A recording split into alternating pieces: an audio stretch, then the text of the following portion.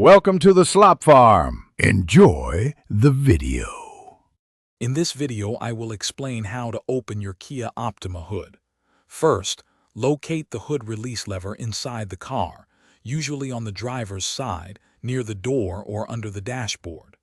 Pull this lever firmly towards you. You'll hear a click as the hood slightly pops open. This action releases the primary latch, allowing you to proceed to the next step. Now, walk to the front of your Kia Optima. The hood will be slightly ajar.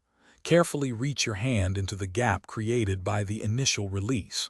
You're looking for a secondary safety latch, typically a small lever or tab located near the center of the hood's front edge. This mechanism prevents the hood from flying open accidentally. Once you've found the secondary latch, either push it up or pull it to the side, depending on your Optima model. While holding the latch, use your other hand to lift the hood completely open. It should swing upward smoothly. Finally, locate the prop rod, usually clipped to the underside of the hood, and insert it into the designated slot to keep the hood securely open. Always double-check that your hood is fully closed and latched before driving to prevent accidents.